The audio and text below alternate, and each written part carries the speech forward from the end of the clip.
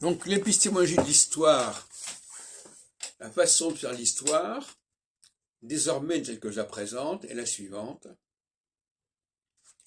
Il y a deux temps, les choses sont en deux temps. Alors quel est le premier temps, quel est le deuxième temps, ça c'est encore une autre affaire. Mais on va considérer qu'il y a un premier temps où on s'attache à la personne, où il y a un leader qui est là et qui a l'impression qu'on va vers lui.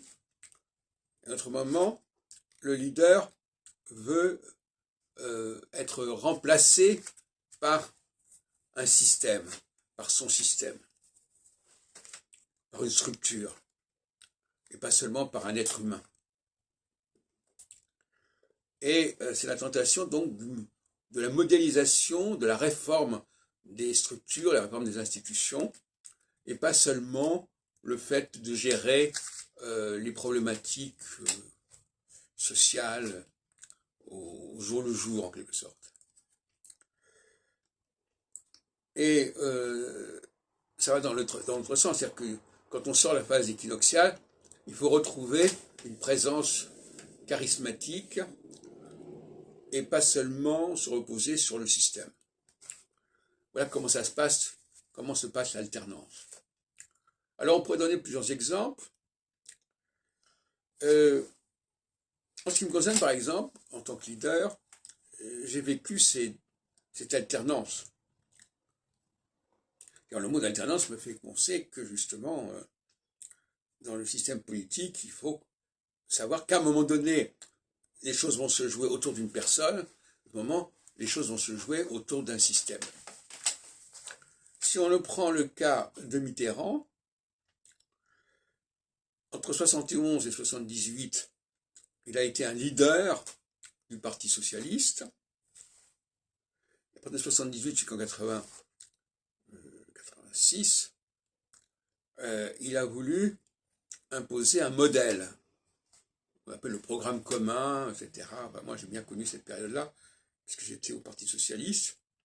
Alors, et puis les divergences avec les communistes, enfin, il y avait un modèle, un système. Et,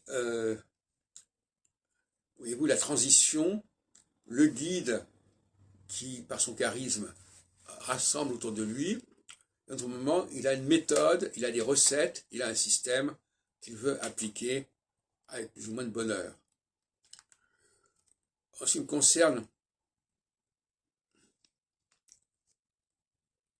on peut considérer qu'à un moment donné, j'ai été un leader, par exemple, un leader au niveau du rassemblement, mais un leader qui n'avait rien à proposer de précis, mais qui était là simplement pour être au centre du processus.